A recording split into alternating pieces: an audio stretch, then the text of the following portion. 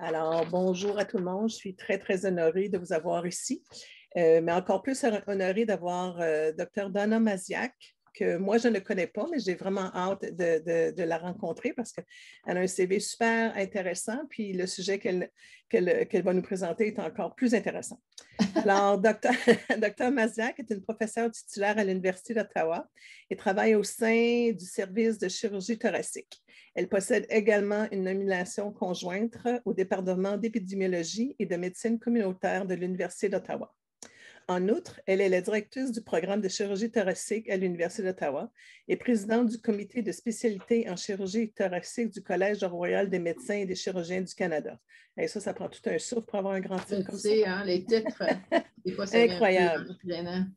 Elle occupe également le poste de présidente de l'Association canadienne des chirurgiens thoraciques et de l'Association ontarienne des chirurgiens thoraciques. Et elle trouve le temps de venir nous parler à nous de la possibilité d'une promotion. Alors, Dr. Maziak, bienvenue et c'est à vous. Bon, merci beaucoup, Mme Pitré. Je suis honorée que vous m'avez invitée. Et merci à tous aussi de votre temps et d'avoir venu voir le talk. Juste pour vous dire aussi, je suis président ou chef de la comité consultatif de la faculté en métier domination. Avant ça que j'étais chef, j'ai travaillé sur le comité pour 6 ans. Et ensuite aussi, j'ai travaillé pour 6 ans sur la comité pour la promotion. Alors, je suis au courant de tous les changements et toutes les choses qui peut-être peuvent arriver quand vous envisagez une promotion. Alors, j'espère beaucoup de vous aider à planifier ou d'au moins y penser. Alors, on va commencer. Si vous avez des questions, n'hésitez pas de les demander. Mme Pitré me promet qu'elle va vérifier dans le chat et aussi à la fin, je peux répondre aux questions. Et si jamais vous pensez à une question après j'ai parlé, vous pouvez toujours l'envoyer au mon email à l'Université d'Ottawa. Alors, on va commencer. Et il n'y a pas de grandes photos. Alors, j'espère que ça ne va être pas trop ennuyant. Alors, juste pour commencer, l'affirmation autochtone, nous rendons hommage au peuple algonquin, gardien traditionnel de cette terre. Nous reconnaissons le lien sacré de longue date unissant à ce territoire qui demeure non cédé. Nous rendons également hommage à tous les peuples autochtones qui habitent à Ottawa, qu'ils soient de la région ou d'ailleurs au Canada. Nous reconnaissons les gardiens des savoirs traditionnels, jeunes et âgés. Nous honorons aussi leurs courageux dirigeants d'hier, d'aujourd'hui et de demain. J'ai aucune divulgation. Alors, ce sont les objectifs aujourd'hui. Et qu'est-ce que je crois qui est vraiment important quand vous pensez à faire application pour la promotion? C'est un choix par rapport aux attentes. Et qu'est-ce que vous devrez toujours penser? C'est que souhaitez-vous aujourd'hui et dans 5 ans. Et c'est comme ça on planifie notre carrière. Et si oui ou non, vous voulez participer à l'université. Alors, j'aimerais les 3 prochains diapositives, slides, au moins de vous mettre au courant aux légendes urbains. Alors, souvent, les personnes pensent que les promotions ne comptent pas vraiment pour les cliniciens. C'est sûr, la sécurité d'emploi des médecins en milieu universitaire n'est pas liée aux promotions. Mais cependant, les promotions peuvent donner lieu à des avantages de possibilités. Dans certains départements, elles sont liées à un système de récompense. Ça peut être non seulement l'argent, peut-être un meilleur bureau, peut-être lié à moins de garde. Il y a toujours toutes sortes de possibilités. Et aussi, elles peuvent faciliter la mobilité entre les établissements. Elles aussi permettent de reconnaître une grande partie du travail que vous effectuez déjà. Alors, surtout si vous faites l'ouvrage, c'est très important au moins d'être récompensé. L'autre légende urbaine, c'est qu'il faut avoir publié de nombreux ouvrages pour obtenir une promotion. C'est sûr, les publications, c'est une mesure de la productivité au milieu universitaire, mais ce n'est pas la seule. C'est sûr, s'il n'y a pas d'autre chose que vous avez faites, les publications joueront un rôle très important. Mais si vous avez fait de nombreuses présentations, directives, publications traditionnelles auront une moindre importance. Cela dit, si vous pensez, disons, à passer de professeur adjoint à professeur agrégé, d'habitude, environ c'est 10 publications. Mais aussi, ce n'est pas nécessaire d'être toujours le premier auteur ou l'auteur principal. L'autre légion urbain, c'est donner beaucoup d'enseignements permet d'obtenir une promotion. On s'entend que à ce que les candidats à la promotion offrent de l'enseignement. La qualité et la quantité sont tous les deux très importants. Cependant, l'excellente évaluation ne se feront pas pour obtenir une promotion.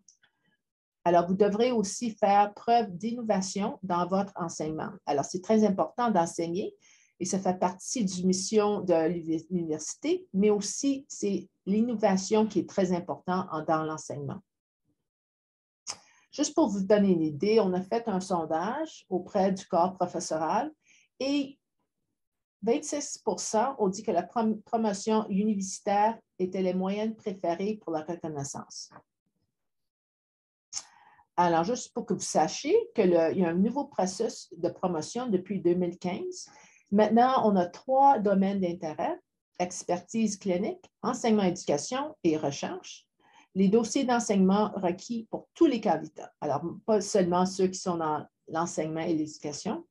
Ce n'est pas lié au parcours professionnel et l'administration est inclue dans tous les domaines. Ensuite, en 2020, on a aussi révisé les processus pour promotion. Maintenant, les critères concernant la durée du domaine à chaque niveau, on maintient encore les 3 domaines d'intérêt. Les critères de l'érudition élargie et mieux définis. Le dossier d'enseignement est révisé pour inclure une section sur l'érudition en matière d'enseignement. Aussi, on a ajouté un dossier sur l'amélioration de la qualité et sur la sécurité des patients. On inclut du leadership et de la reconnaissance dans tous les domaines. Aussi, il y a l'intégration du service en scène de l'université au leadership ou à la reconnaissance. Et aussi, maintenant, qui est un très grand changement, c'est l'information dans les médias sociaux et promotion. Alors, tous les Twitter feeds, les blogs, faire quelque chose aux radios, aux télévisions, tout ça, c'est maintenant très important dans le dossier pour promotion. Alors, qu'est-ce qui est important? C'est de suite la démarche à suivre. Alors, quand vous allez penser de suivre et vous avez l'intérêt universitaire, qu'est-ce qui est très important dans votre présentation? C'est de décider votre démarche. Alors, si c'est expertise clinique, enseignement et éducation ou recherche. C'est sûr que vous pouvez avoir plusieurs domaines, mais l'idéal, c'est de mettre l'accent sur l'un des domaines ci-dessus. Alors, ce qui est très important, c'est de commencer à déterminer des possibilités d'activités professorales liées à votre domaine d'intérêt. La démarche à suivre déterminer votre domaine d'intérêt. C'est sûr que vous devrez choisir un domaine et aussi, dans ce domaine, d'habitude, un endroit de spécialisation. Alors, si vous êtes experte en clinique, dans quel domaine? Alors, peut-être c'est des directifs sur le traitement de l'asthme en consultation externe, des biopsies endobronchiques. Si c'est en l'enseignement et l'éducation, est-ce que c'est au premier cycle, à l'aide de simulation? Si c'est la recherche, quel est votre sujet? C'est le diabète, la dystrophie musculaire. Qu'est-ce qui n'est pas changé du tout à l'université? C'est le cadre et les critères de promotion ayant été améliorés et les principes fondamentaux retiennent les mêmes que vous voyez ici. C'est sûr aussi que l'attente d'excellence dans un domaine d'intérêt, on suggère, nous travaillons tout dans un domaine d'intérêt, qu'il s'agit de l'enseignement, de la recherche ou les cliniques, de façon approfondie et sur lequel nous mettons l'accent. Nos directives sur les promotions visent clairement à encourager tous les membres du corps professoral à développer un intérêt pour un domaine en particulier et à devenir des experts dans ce dernier. L'exigence d'érudition à chaque rang et la nature fondamentale de la reconnaissance et de l'examen par les pairs demeurent des principes fondamentaux pour obtenir une promotion au sein de la faculté de médecine. Cela est conformé à notre volonté de faire partie d'une université axée sur la recherche. Enfin, on s'entend toujours à ce que tous les membres du corps professoral, quel que soit leur domaine d'intérêt, prennent part à des activités d'enseignement et contribuent à la mission universitaire.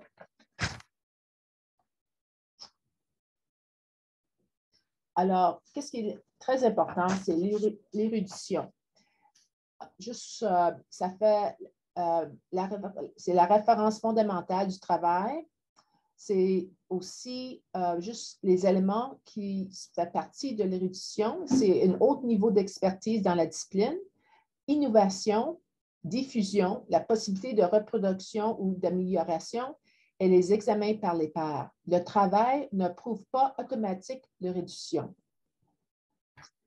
En général, les critères, c'est de découvert et avancement des connaissances, intégration des connaissances, l'application des connaissances, alors inclut dorénavant l'amélioration de la qualité et la sécurité des patients, et aussi la transformation et transmission des connaissances avec l'enseignement. Alors, comment on commence? On commence bien avant la demande. Alors, il faut toujours penser à quoi vous pensez maintenant et aussi de quoi vous envisagez en 5 ans. Alors, en 2013, on a fait le comité consultatif de la faculté en métier de nomination. C'est là que je suis maintenant chef. Et c'était établi. C'est un comité de pairs au niveau de la faculté. D'habitude, il y a 12 professeurs, puis ça soit des professeurs titulaires, agrégés ou adjoints de différents départements cliniques et approuvés par le conseil de la faculté. On essaie d'avoir la représentation de tous les départements, l'expertise, le cercle, le rang. Vous êtes nominé pour 3 ans et vous pouvez renouveler pour 1 fois. Il y a une personne de les membres qui est désignée pour faire un examen approfondi des dossiers. Et c'est toujours quelqu'un qui n'est pas du département du candidat. Et ensuite, il y a une discussion entre tous les membres qui aussi ont tout accès aux documents soumis. À peine, on rencontre 1 fois par mois et même pendant l'été, les mois de juillet et août, pour être certaine qu'on est à temps parce qu'il y a beaucoup de dossiers qui se présentent chaque fois et chaque fois qu'on rencontre, c'est entre 20 et 25 dossiers. Quels sont les clés qui sont fait partie de l'addition de promotion? Alors, ça commence avec le candidat. Ensuite, le dossier va au directeur du département.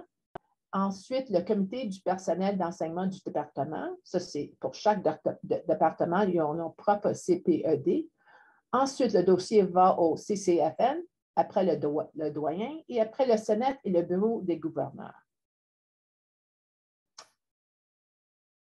Qu'est-ce que les rôles du CPED? C'est d'examiner et évaluer les demandes des membres du corps professoral et recommander leur promotion. Souvent aussi, c'est d'organiser des séances de mentorat pour les personnes qui présentent une demande et celles qui sont considérées comme n'étant pas prêtes à le faire. Et on a trouvé qu'avec beaucoup d'éducation pour les chefs de département et aussi leur propre CPED, il y a moins souvent des dossiers qui maintenant viennent au CCFN qui ne sont pas prêtes. Ils sachent maintenant, avant, il y avait l'attitude de « je vais laisser l'autre département voir si ou non, oui ou non, ils devraient être promotés ou être engagés. » Et maintenant, on voit avec l'éducation que les CPED sont après de faire leur job propre et on a moins de dossiers qui sont rapportés au département. Alors, quand c'est rendu après le CPED, le dossier va au CCFN. Alors, ça, c'est le dossier que je vais parler maintenant. Il y a n'importe qui se présente pour travailler à une des hôpitaux qui est lié à l'université, il faut qu'il y ait un titre. D'habitude, vous rentrez comme chargé de cours ou professeur adjoint. Il y a une décision avec la personne, le candidat, et le chef, à quel niveau vous allez rentrer. Ensuite, si vous avez un nouveau emploi à l'Université d'Ottawa, un des hôpitaux, et vous venez d'autre part, soit c'est l'Université à Toronto, l'Université de Montréal, si vous avez déjà un titre, c'est sûr, quand même, il faut que vous fassiez application, mais on ne fait pas de regardation ou d'émotion quand vous faites l'application. Alors, si vous étiez professeur titulaire, quand même, vous avez la même paperasse à rentrer pour commencer à l'Université d'Ottawa, mais on ne fait pas de démotion et vous gardez toujours votre titre. Mais si vous commencez après la résidence et vous êtes nouveau, vous vous présentez à l'hôpital et vous êtes soit chargé de cours ou faites application pour professeur adjoint. Alors, je vais commencer avec le chargé de cours. Vraiment, il y a deux groupes de cliniciens qui peuvent accéder au rang de chargé de cours. Ceux qui voient ce rang comme un tremplin vers une promotion ultérieure, plusieurs dans les prochaines années, et ceux qui participent à l'enseignement, mais qui n'ont pas l'intention de poursuivre une carrière universitaire. Le travail des chargés de cours n'ayant pas l'intention de poursuivre une carrière universitaire, mais quand même sont très essentiels à la mission des hôpitaux et des établissements en milieu communautaire. La valeur que ces cliniciens apportent est primordiale, tant par leur enseignement aux étudiantes en médecine et aux résidents que par leur contribution clinique. Alors, c'est sûr, si vous n'avez pas d'intention de poursuivre plusieurs états à l'université, quand même que vous allez avoir peut-être une clinique une fois par mois, où vous avez des étudiantes ou des résidents, c'est très important. Votre contribution et aussi vous rentrez à charger de cours. Vous pouvez toujours changer votre avis et peut-être après 2-3 ans, vous voulez avoir une promotion et c'est très, très bien, mais vous allez à la même comité. Alors, si vous voulez aller de chargé de cours à le professeur adjoint, c'est le même comité. C'est juste quand vous voulez aller de professeur adjoint à agrégé et à tuteur, c'est un autre comité que vous devrez mettre votre dossier.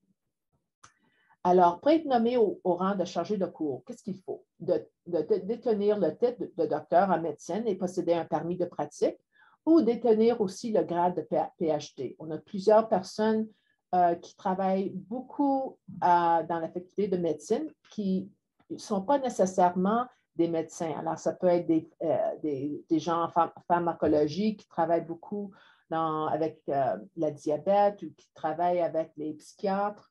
Alors, eux autres, ils vont être nommés au rang de chargé de cours quand ils commencent dans le domaine avec la faculté de médecine.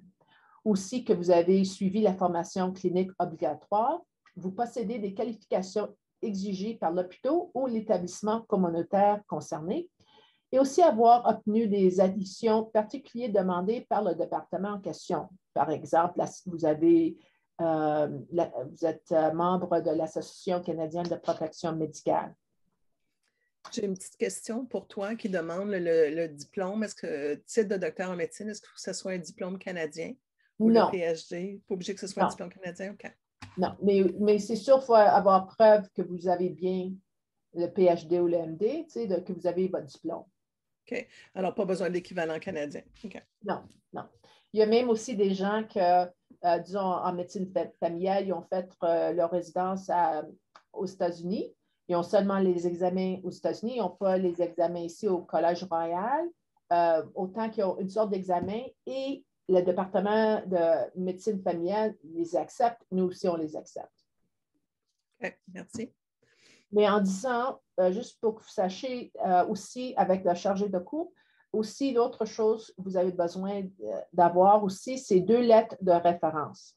Et maintenant, on est après d'essayer de les normaliser ou les standardiser parce que souvent, les lettres de référence, des fois, on a des lettres d'une page qui sont très bien et une autre fois, on a une lettre avec une ligne. Alors, on essaye de les standardiser parce que ça varie tellement les lettres de référence. Ensuite, si vous voulez vous présenter comme professeur adjoint pour être nominé, vous remplissez les mêmes exigences que pour le rang de chargé de cours, mais ensuite aussi, d'habitude, vous avez suivi une formation complémentaire au moins d'1 an dans le cadre du stage de perfectionnement clinique ou dans le domaine de la recherche ou de l'éducation. aussi d'avoir obtenu un diplôme supplémentaire ou posséder au moins une année d'expérience en tant que chargé de cours à la faculté. Alors, si vous voulez aller de charge de cours à la faculté au professeur adjoint, vous faites application avec les mêmes formules encore et à la même communauté. L'autre chose, c'est d'avoir un plan pour vous prouver érudition et indiquer clairement votre intention de poursuivre une carrière universitaire. Et je ne peux pas dire comment c'est très important votre plan académique. C'est en peine 6 questions. Il faut remplir la formule, mais c'est des plans comme je dis, la première année, je vais faire ci, la deuxième année, je vais compléter cela. Et ça vous demande aussi des questions. Qui est votre menteur? Est-ce que vous avez le support du chef? Est-ce que vous avez l'argent qui vont vous supporter? Peut-être vous aurez une journée par mois ou une journée par semaine pour faire ce que vous voulez faire dans votre plan académique. Et aussi, dans le cas où la personne a terminé un stage de perfectionnement équivalent, mais qu'elle est actuellement inscrite à un programme d'études supérieures, elle sera nommée chargée de cours jusqu'à l'achèvement de ce programme. Ça a changé un peu parce qu'on sait maintenant, surtout si vous travaillez plein temps en médecine et aussi vous essayez de faire, une maîtrise en même temps, souvent ça prend beaucoup plus de temps, mais au moins que si vous l'avez commencé et on voit que vous allez terminer la thèse bientôt, vous pouvez vous présenter pour aller à une réclassification de chargé de cours à professeur adjoint. Ensuite aussi, quand vous vous présentez la première fois pour professeur adjoint, vous avez besoin de 3 lettres de référence. Il y a une question, là, quand tu parles des formulaires et tout ça, est-ce que c'est sur un site? Oui. Oh, okay. C'est sur le site. Et votre chef de département, quand vous acceptez leur emploi, il devrait vous donner toutes les formules. C'est une des formules pour remplir et ça, c'est inclus dans l'ouvrage que vous avez à faire. La seule exception, c'est les gens qui ont seulement une licence éducationnelle au CPSO. Les autres, pour avoir la licence, le CPSO demande que vous commencez comme professeur adjoint.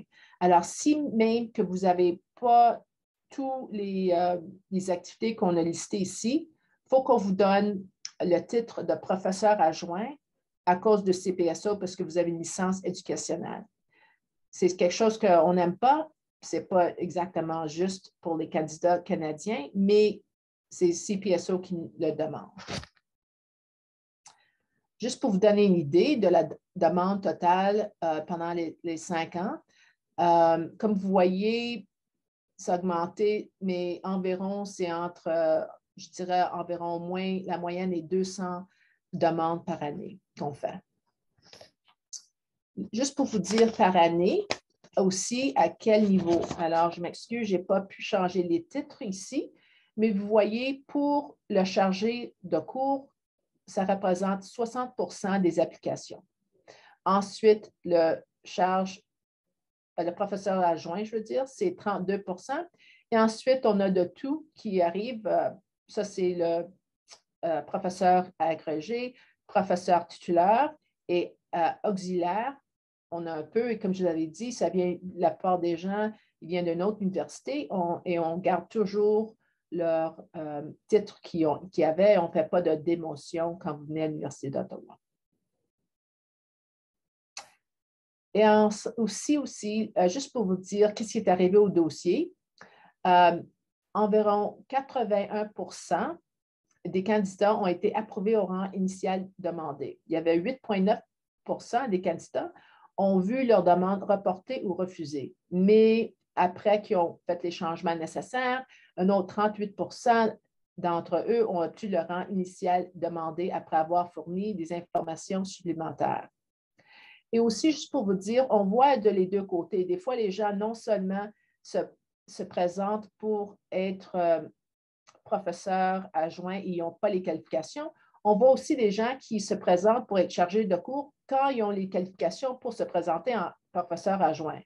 Ces cas-là, on les accepte, mais aussi on envoie une lettre au chef pour leur demander si vraiment ils veulent juste le charger de cours ou parce que la personne pourrait être le professeur adjoint. Ensuite, les raisons les plus communes pour les demandes reportées ou refusées, c'est qu'ils n'ont pas de MD ou de PhD, leur plan carrière universitaire est peu clair. Et ça, on voit souvent. Leur plan académique est très peu, c'est très généralisé. Vous ne pouvez pas dire seulement je vais faire la recherche et je vais faire l'enseignement. Il faut être un peu plus spécifique dans votre plan. C'est sûr, les plans peuvent changer, mais c'est important au moins d'y penser et d'avoir un plan. Et qu'est-ce qu'on trouve aussi? Ça aide beaucoup les candidats qui peuvent retourner à leur chef et leur département et dire, écoutez, vous m'avez dit ici, c'est écrit que vous allez me donner une journée par mois pour faire l'ouvrage que je veux faire et mes intérêts, ou vous allez me donner 10 000 par année pour faire ceci. Je ne l'ai pas eu encore, mais c'est ça votre promesse. C'est sûr, je ne pourrais pas me rendre à être réussi dans le plan si vous ne m'aidez pas et je l'ai écrit ici.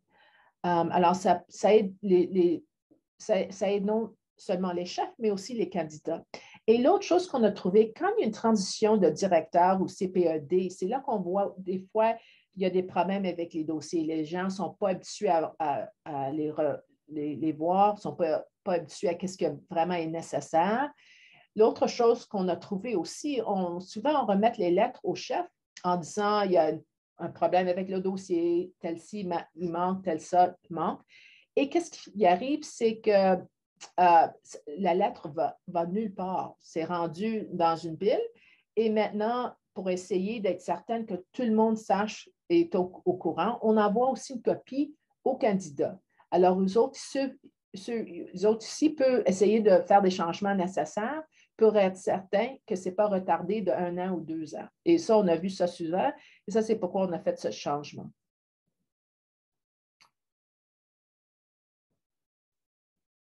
Juste pour vous faire voir que la demande par département et par année, qu'est-ce qu'on voit vraiment? La plus grosse groupe de demandes, c'est dans la médecine familiale et la médecine générale. En médecine générale, ils font partie de 24,5 médecine familiale, 21,5 et après, la troisième plus grande, c'est en chirurgie à 10,5 Alors, vous voyez, dans tous les départements, ils font la demande.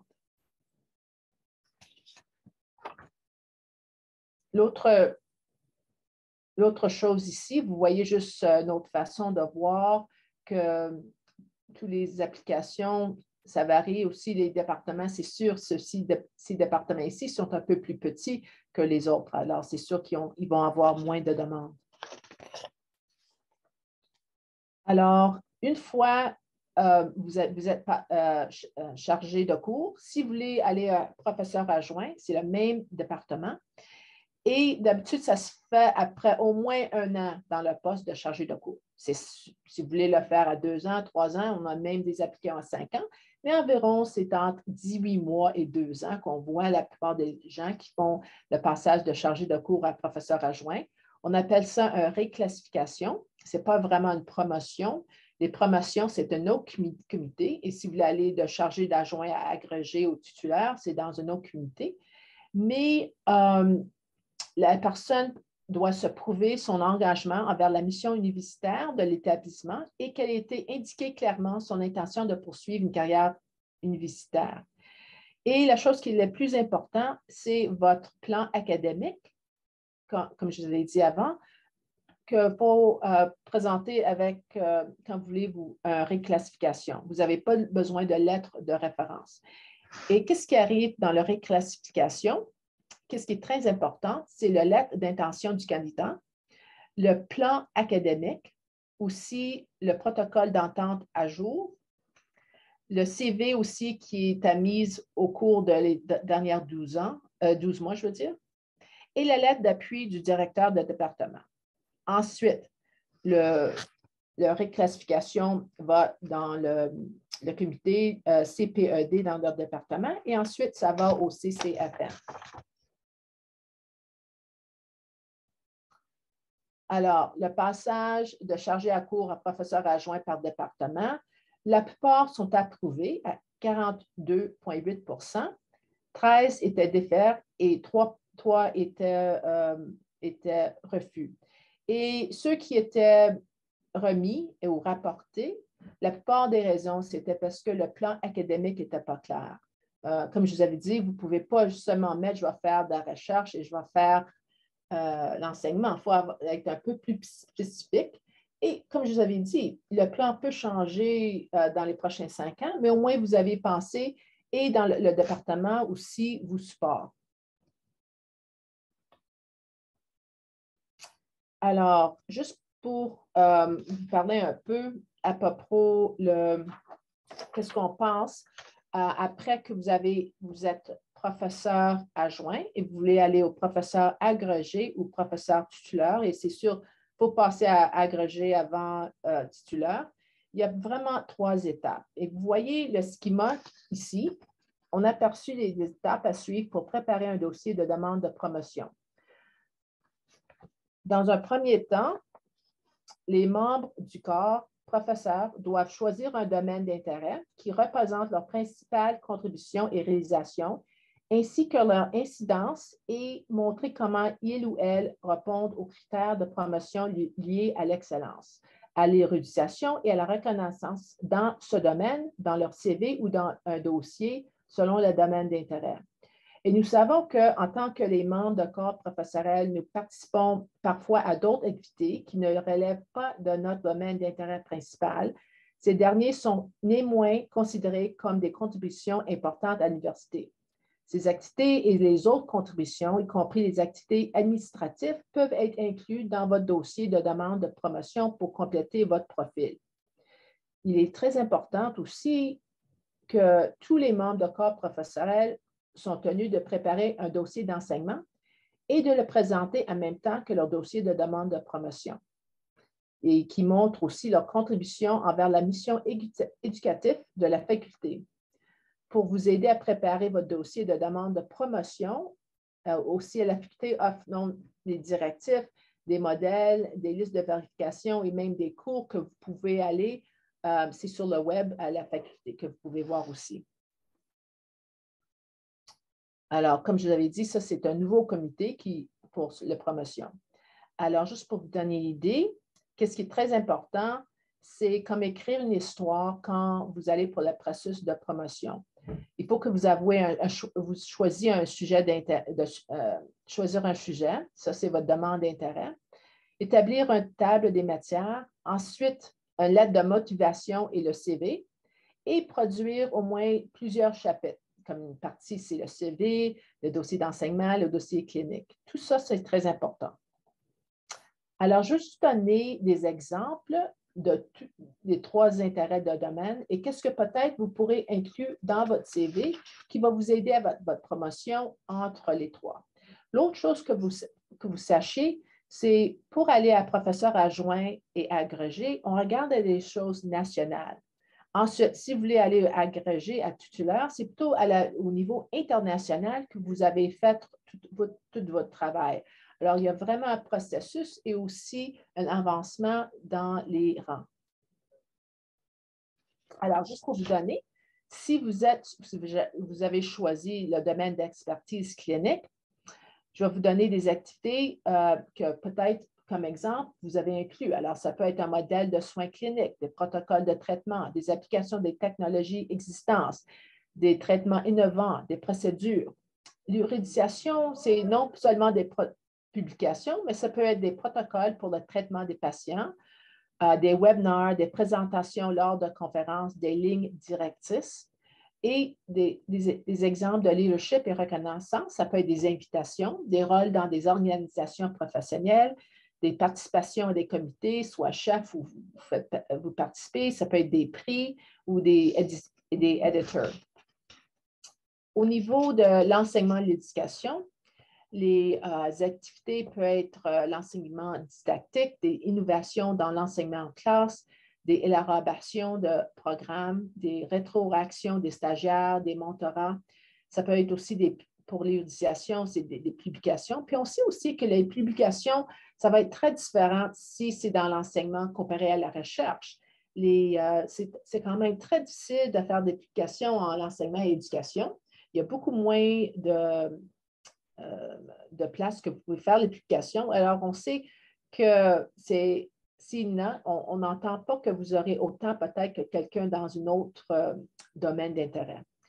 L'autre chose que, par exemple, pour l'érudition, c'est le protocole pour le traitement peut-être des patients ou la présentation des soins, des matériels didactiques innovants, des webinars, des présentations lors de conférences.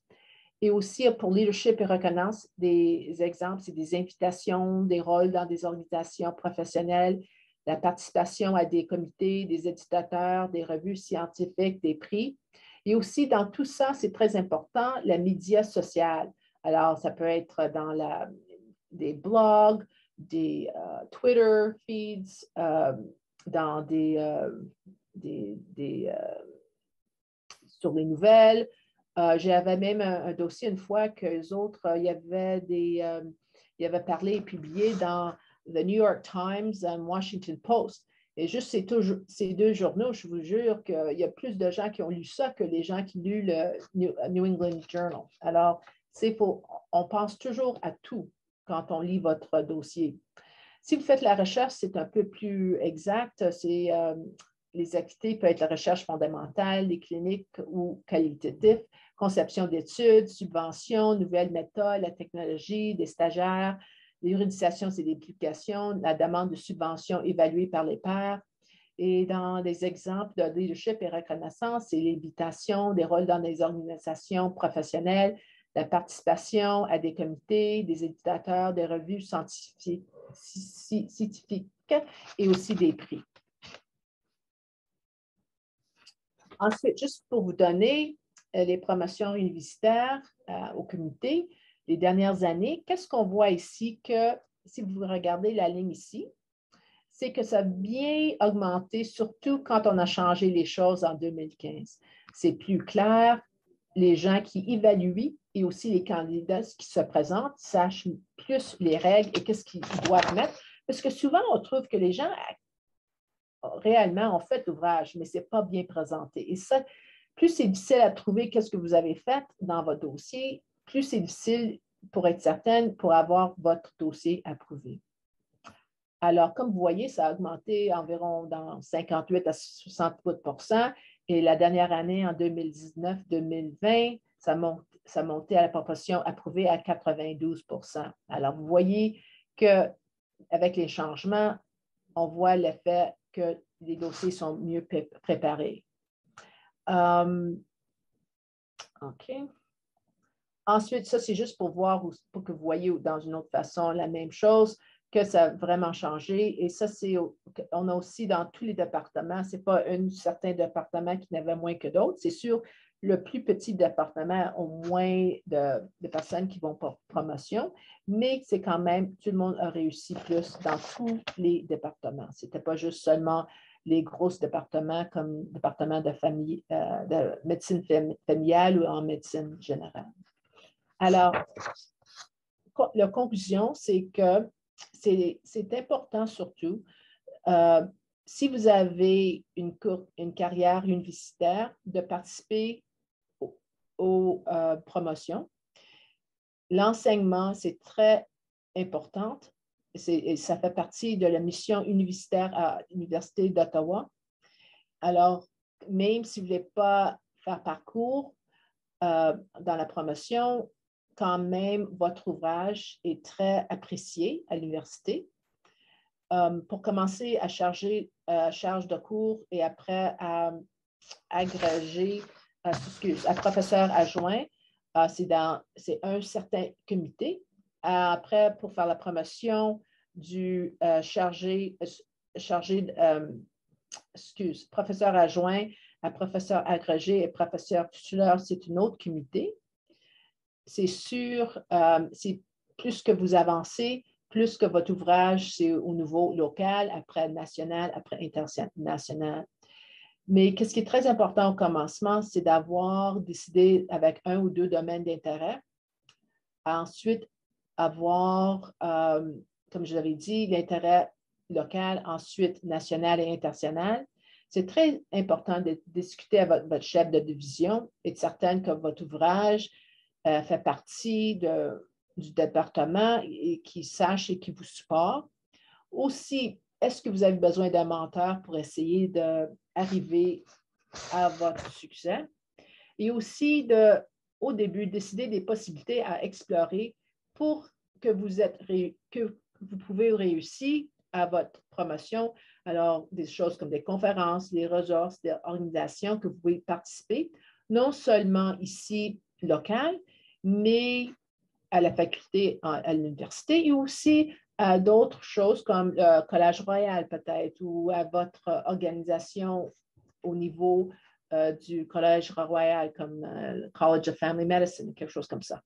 Alors, votre trajet peut toujours changer, mais c'est toujours un trajet très intéressant si vous aimez ce que vous faites. Et vous pouvez, ce qui est important aussi, même si vous avez un plan académique et vous y pensez, vous allez faire tel-ci, tel ça dans les prochains 5 ans, vous pouvez toujours changer votre avis.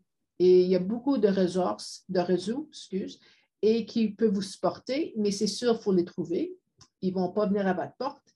Et c'est votre chef de division et chef de département qui peuvent beaucoup vous aider. Et surtout, de ne pas hésiter d'avoir des mentors qui peuvent vous aider aussi. Il y a des cours que vous pouvez poursuivre, puis je crois qu'ils donnent soit 2 ou 3 fois par année. Ensuite, vous pouvez les trouver sur le website. Ensuite aussi, ceux qui sont déjà présentés aussi peuvent vraiment vous aider à juste réviser votre dossier pour être certaine que les choses que vous avez faites sont clairement expliquées dans le dossier. Tous les gens qui lisent un dossier veulent toujours les approuver. C'est beaucoup plus facile de les approuver que les refuser. Et les plus difficiles sont ceux qu'on vraiment faut chercher toutes les choses qu'ils ont faites précéder de leur approuver. Alors, plus c'est mieux à le lire, plus c'est plus facile. Alors, je voulais vous remercier beaucoup de votre temps. Je sais que tout le monde n'a pas beaucoup de temps. Alors, s'il y a des questions ou quoi, je peux tout répondre à tout le monde. Excellent. Merci Écoute, pour votre temps. merci beaucoup, Dr. Mazak. C'était super, super intéressant.